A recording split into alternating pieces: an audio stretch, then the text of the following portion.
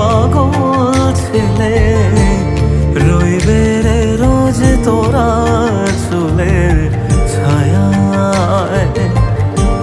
তুই নাকি মাসার বোঝনিন, তোর কাছে নাই কিছুই কঠিন।